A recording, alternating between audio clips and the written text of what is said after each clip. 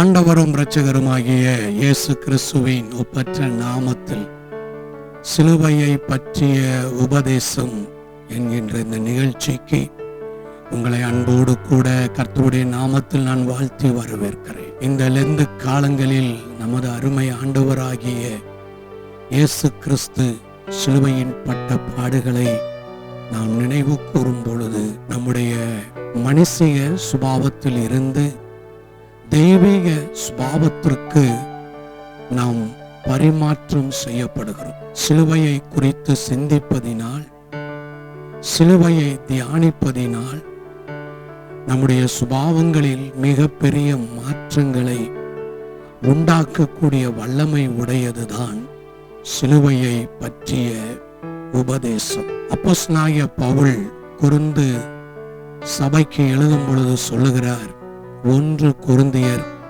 1 அதிகாரம் 18 சிலுவையை பற்றிய உபதேசம் கெட்டு போகிறவர்களுக்கு அது பைத்தியமாயிருக்கிறது, ரட்சிக்கப்படுகிற நமக்கோ அது தேவ பலனாயிருக்கிறது என்று சொல். ஆண்டவருடைய வார்த்தை சொல்லுகிறது.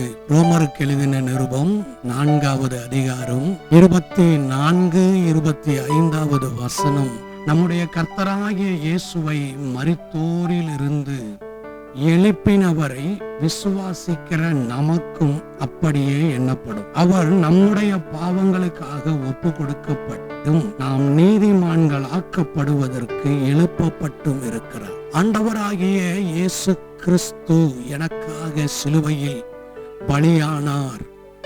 ஆண்டவராகிய இயேசு கிறிஸ்து எனக்காக சிலுவையிலே இரத்தம் சிந்தி மரித்து 3ஆம் நாள் உயிர்த்தெழுந்தார் என்ற இந்த திவ்ய வார்த்தையை நாம் விசுவாசிக்கும் பொழுது நம்முடைய வாழ்க்கையிலே மிக பெரிய அதிசயம் நடக்கிறது. ஒரு பரிமாணமே நமக்குள் நடக்கிறது.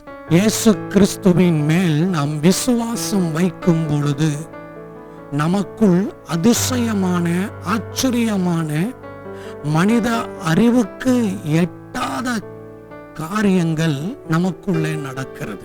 ஒரு பக்கம் சரீர ரீதியான தெய்வீக சுகத்தை நாம் பெற்றுக்கொள்கிறோம். நம்முடைய சரீரத்துல இருந்து, வியாதிகளில் இருந்து நாம் விடுதலையை பெற்றுக்கொள்கிறோம். இன்னொரு பக்கம் நடக்கக்கூடிய ஒன்று, அது விந்தையிலும் விந்தை, அது அதிசயத்திலையும் அதிசயம். அதை ஒருவராலும் செய்ய முடியாது, கொடுக்க முடியாது.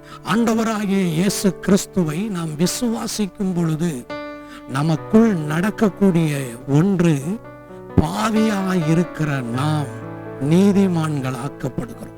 தேவனுக்கு சத்துருக்களாய் இருக்கிற நாம் தேவனுடைய சிநேகிதர்களாக மாற்றப்படுகிறோம்.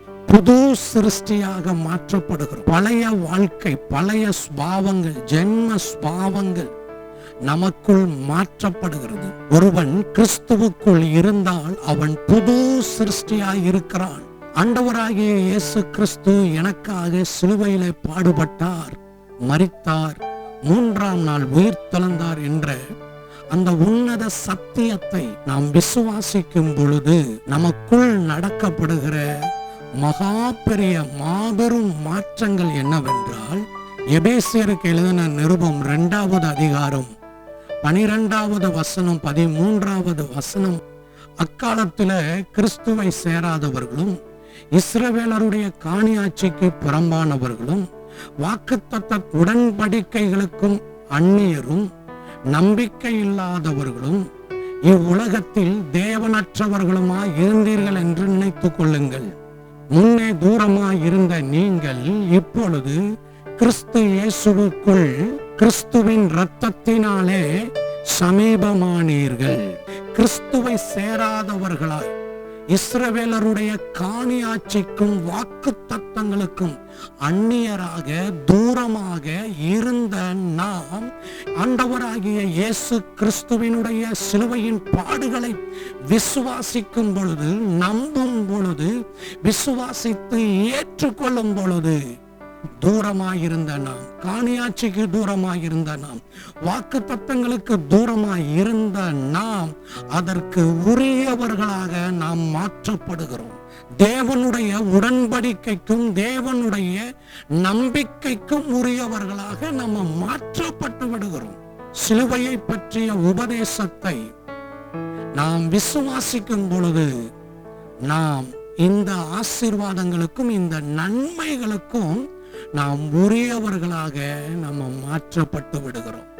இன்றைக்கு ஒருவேளை இந்த ஆசீர்வாதங்களுக்கும் இதன் உடன்படிக்கைக்கும் நாம் தூரமானவர்களாய் இருந்திருப்போமே, ஆனால் இன்றைக்கு நாம் அதை விசுவாசிக்கும் பொழுது நாம் அதற்கு சமீபமானவர்களாய், அதற்கு உரியவர்களாக, அதற்கான அதிகாரமும் அங்கீகாரமும் உடையவர்களாக நாம் மாற்றப்பட்டு விடுகிறோம். இன்றைக்கு சிலுவையை பற்றிய இந்த உபதேசத்தை விசுவாசிக்கும் பொழுது ரட்சிப்பு மாத்திரமல்ல, நமக்கு வாக்கு தத்தங்களுக்கும் காணியாட்சிகளுக்கும் ஸ்தோத்திரம் உரியவர்களாக நம்ம மாற்றப்பட்டு விடுகிறோம். அன்பின் நல்ல ஆண்டவரே, சிலுவையை பற்றிய உபதேசம் எங்களுக்கு இரட்சிப்பை உண்டாக்குறது. சிலுவையில நீர்ப்பட்ட பாடுகளினாலே நாங்கள் நீதிமான்களாய் மாற்றப்படுகிறோம். பாவியாய் இருந்த நாங்கள் பரிசுத்தவான்களாக, நீதிமான்களாக மாற்றப்படுகிறோம். உம்முடைய கரத்தில் ஒப்பு கொடுக்கிறோம். நீர் எங்களை தொடர்ந்து நடத்தும். இயேசுவின் நாமத்தில் பிதாவே, ஆமென்.